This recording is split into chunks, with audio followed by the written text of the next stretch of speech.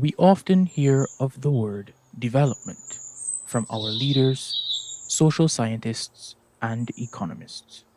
But what is development? The United Nations Agenda for Development defines it as a multidimensional undertaking to achieve a higher quality of life for all people, or simply put, the use of social and economic policies to improve the quality of life for all. In today's world, we not only focus on development, we emphasize the need for sustainable development to ensure we do not jeopardize the environment of future generations.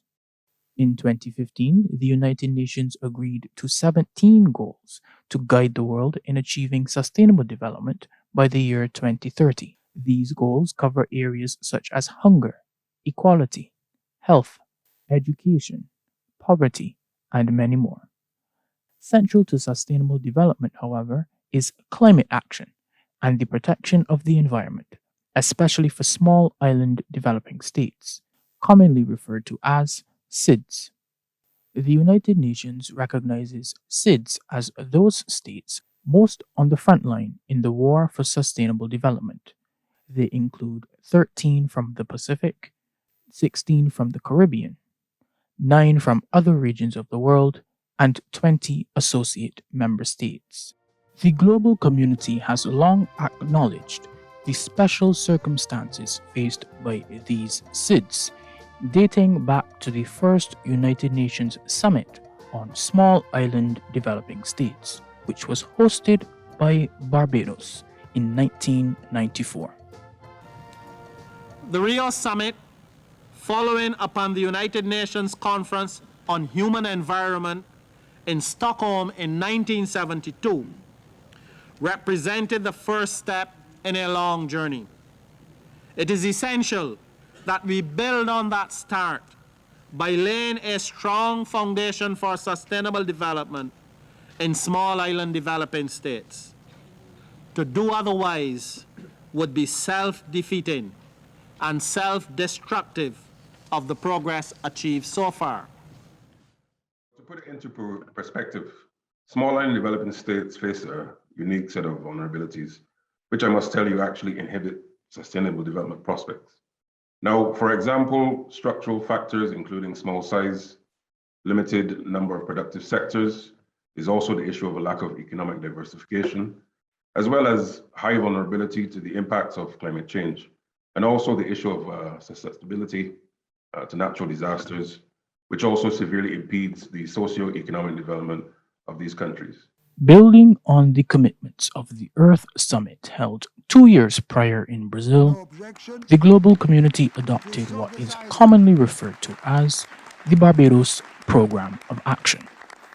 This program proposed bold action in the areas of climate change, waste management, land and water resources, key economic sectors for development, and cooperation on the national, regional, and international levels. At the review of this plan of action in Mauritius in 2005, the global community adopted a strategy to strengthen the plan of action, while committing to supporting small island developing states in the United Nations system. In the 20th year after the Earth Summit in 1992, the global community met yet again to discuss the state of the planet and its ecosystem. At this conference, discussions began on enhancing the Millennium Development Goals into what is today known as the Sustainable Development Goals. Stemming from this conference was the Third International Conference on Small Island Developing States, which was held in Samoa in 2014. This conference called for greater support for small island developing states to allow them to achieve sustainable development in the face of many challenges in areas such as financing, the effects of climate change, food security, equality, and major health challenges. Then chair of the Alliance of Small Island States, Prime Minister Mia Motley, gave remarks at the review of this initiative to a global audience, where the alliance once again lamented the lack of action by the global community. And I ask myself, How many times must we continue to spend the taxpayers' money to come here and to hear the same thing over and over and over and over and over?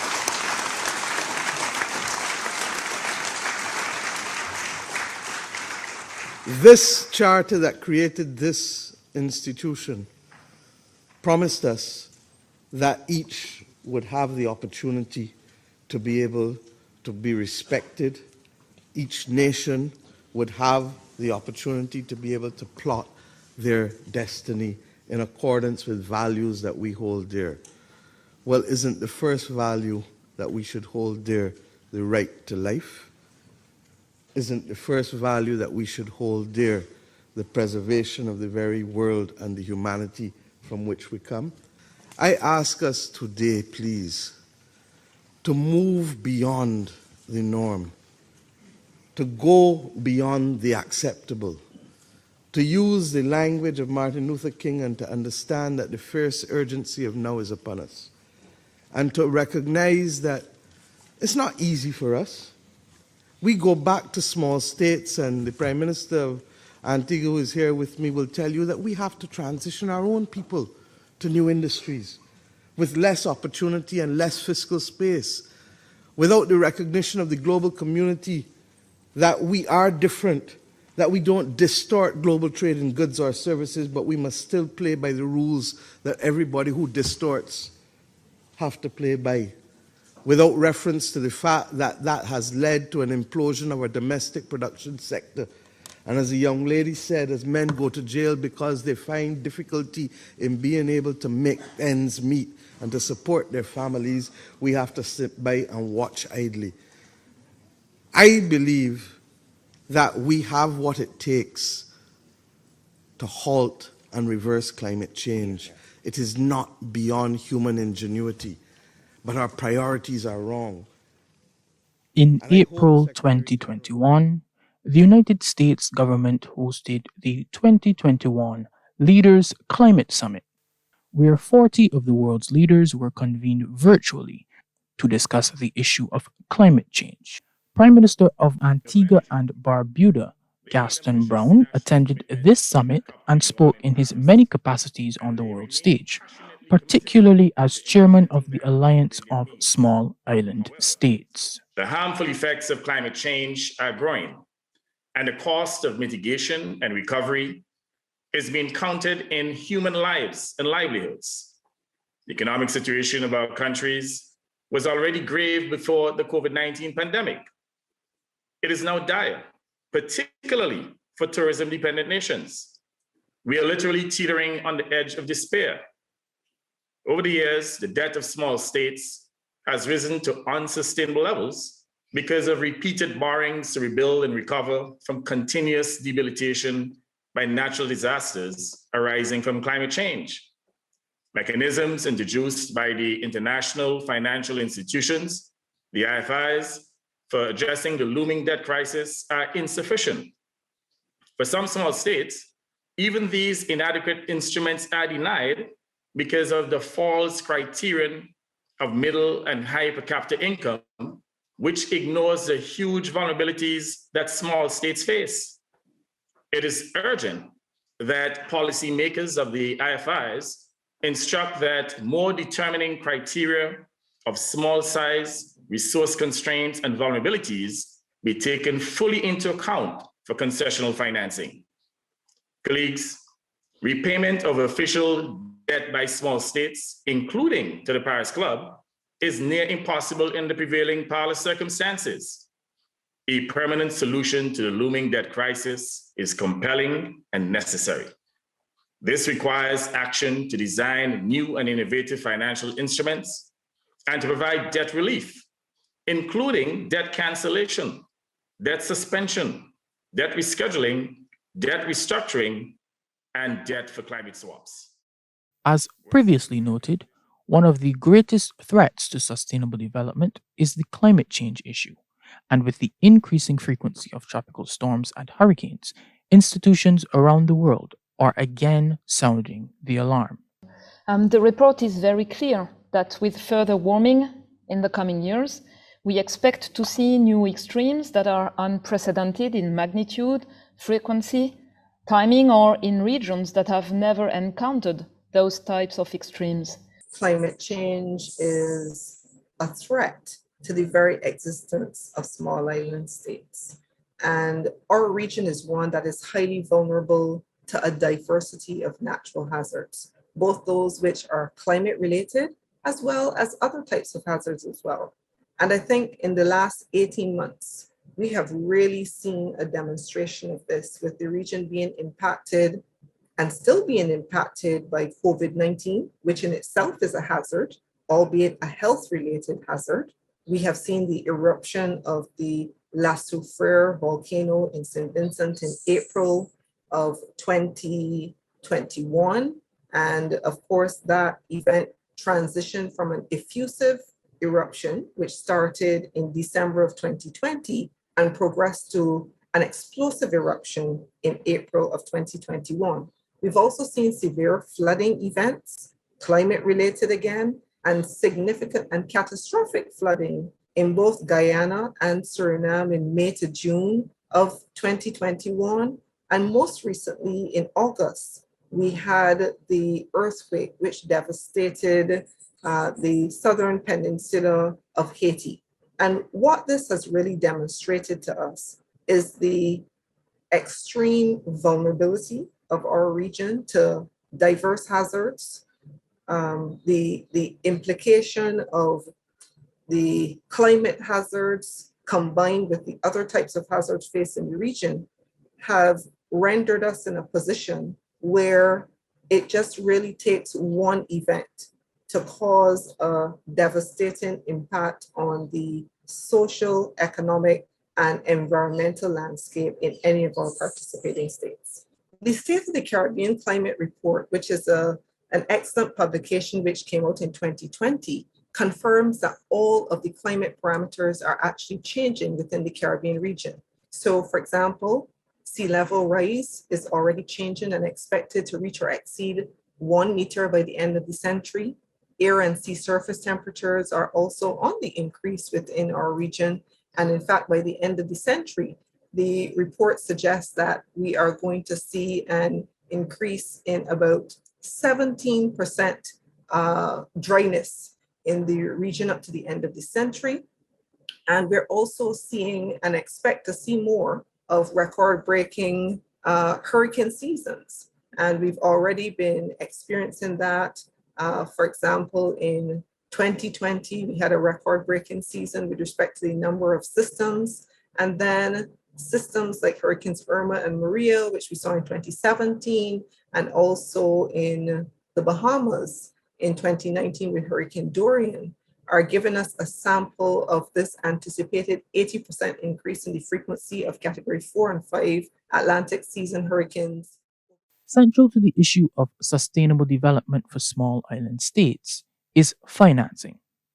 The traditional system of financing relies on the measurement of the gross domestic product, GDP, or the national income of a country.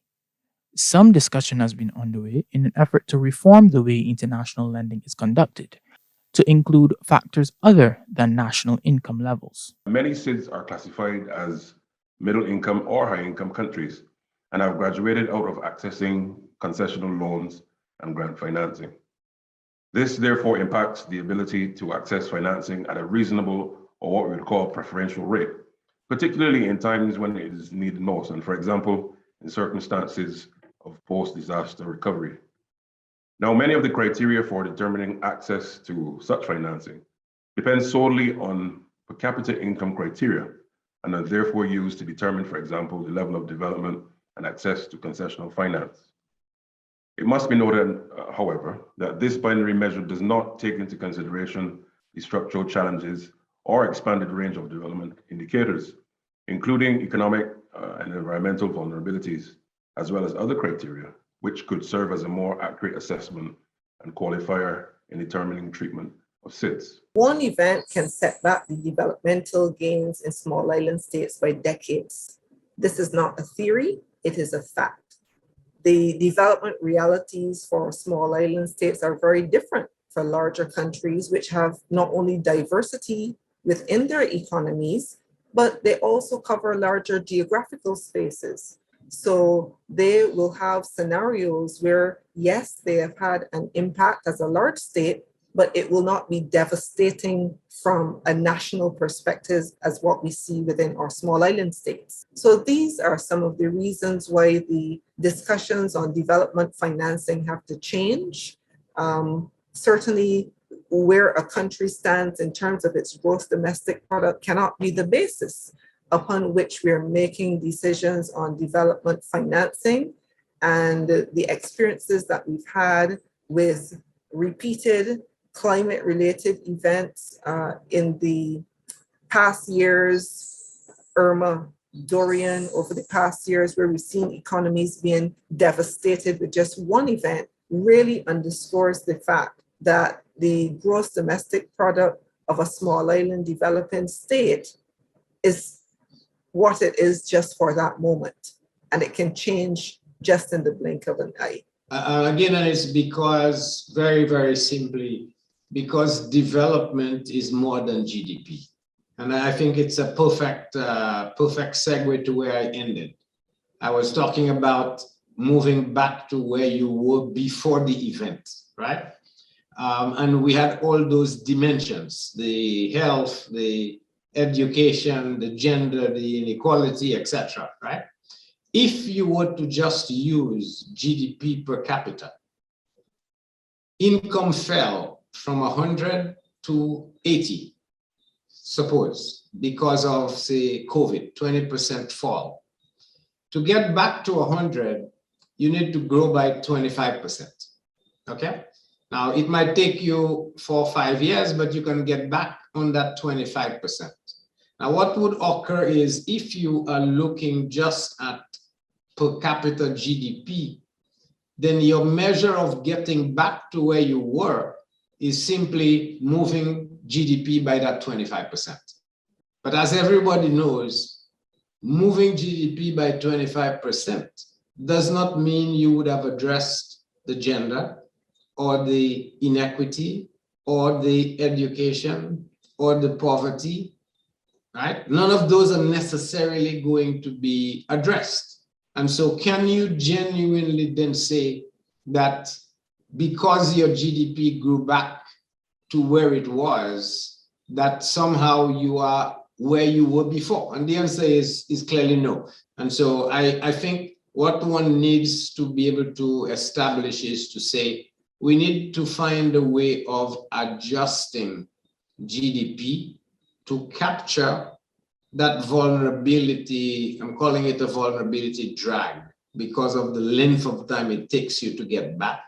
Because if I were to start at 2,500 without the vulnerability, and it takes me 1 year to grow to 3,000, but with the vulnerability starting at the same 2,500, it takes me 4 years to get to that same 2,500, then I cannot say that these two countries can be treated the same.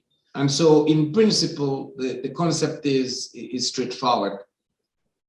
Abandon the raw per capita GDP because it doesn't give you a good measure. The ever-evolving COVID-19 pandemic has wreaked havoc on the world and particularly the most vulnerable on the world stage, those being small island developing states.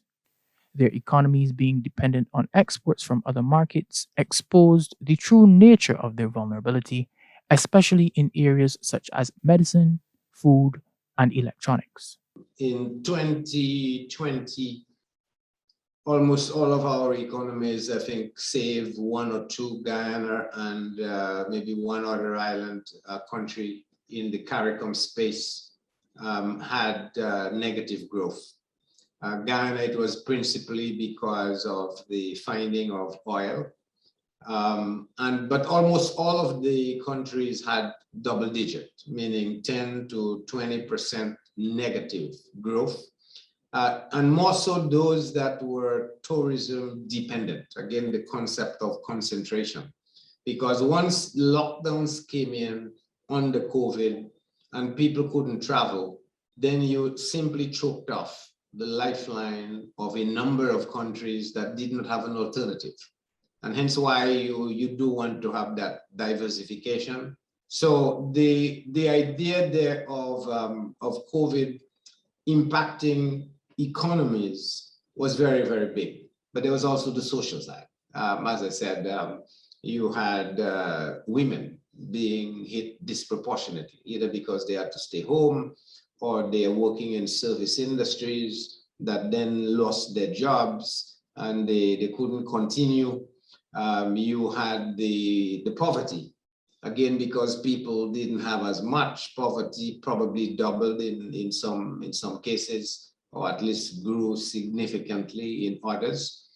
You also had, we talked earlier, the education issue, where now kids not able to go to school. Again, some intangibles like gender-based violence.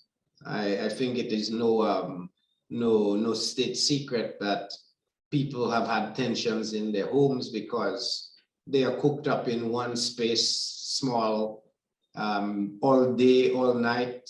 People, you get on each other's nerves, things get a little awkward. The impact is much larger than even what we are seeing and measuring. And the impact may stretch on beyond what we are measuring now. And in the end, that whole COVID effect will be much, much, much more than I think we are willing to accept now. The escape from this pandemic is through herd immunity, which is expected to be achieved with the use of the vaccines available on the market. However, even that has been a challenge for small island developing states, as larger and richer nations turn their focus inward in an effort to vaccinate their populations.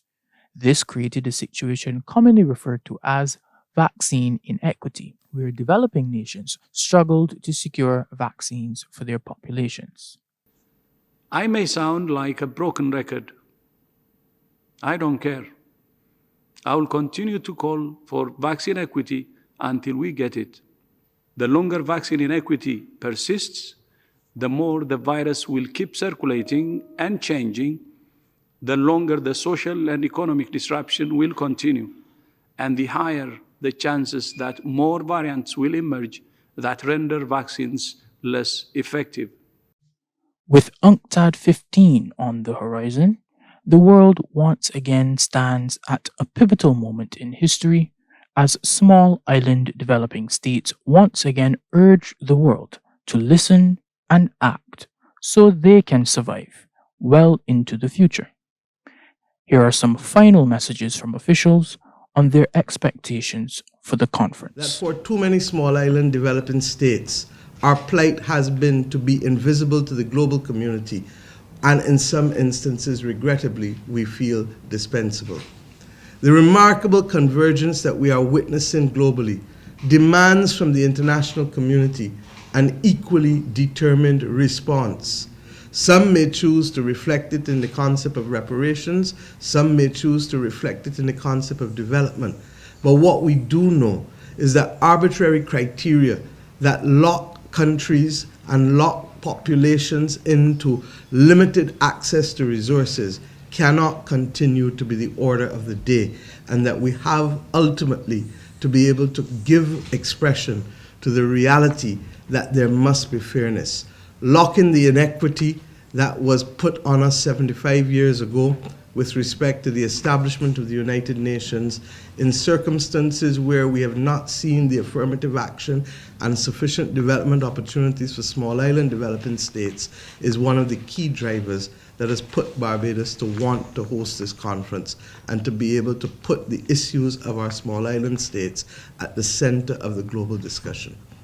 I firmly believe that this theme therefore provides us with a real opportunity to address some of these systemic causes of the vast and growing inequalities and the inherent vulnerabilities that we have come to accept as just part and parcel of our reality. There is nothing that is acceptable about inherent vulnerability or inequality. And to use the language of Grassa Michel in a similar United Nations forum, inequalities are man-made and therefore can be destroyed and removed by man as well.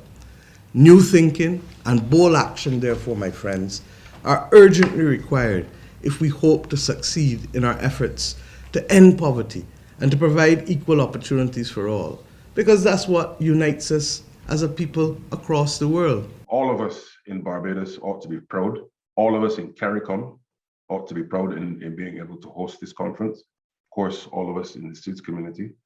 But it is a chance for the entire developing world and also the developed world to take note as to what our challenges are, what our inequalities are, what our vulnerabilities are, and to really come together in a single moment and agree that whilst we are different in our size or populations or access to resources, that every country ought to have as a right a fair chance to develop their domestic realities and to provide for their people. And the world going forward must not be a world that is based on your ability to wealth, therefore you are successful as a nation. No, there has to be an equal world and a world where inequalities are reduced towards a trajectory of removing them. And I think that Barbados has a unique opportunity hosting the conference, working with our international partners and our countries, brothers and sisters, to forever, at least within the next 3-4 decades, really changing what we've seen as a lot of the institutions and the frameworks coming out of the Bretton Woods era into a newer era that allows for a closure and closing of the gaps of the inequalities and vulnerabilities that we've had to endure. From SEDIMO, we want to say that building resilience to the diverse hazards and the complexities which result from those hazard interactions in our region, it is not an option in attaining the Sustainable Development Goals. It is actually a requirement. And we therefore look forward to concrete decisions emerging which will positively influence the development trajectory of our Caribbean small island states. The world is in a very difficult place, and it cannot be more urgent now than it ever was. And we do need collective effort by recognizing collective responsibility to allow us to go forward. So we all should be thinking of joining hands, working together, and looking to propel to a better place tomorrow.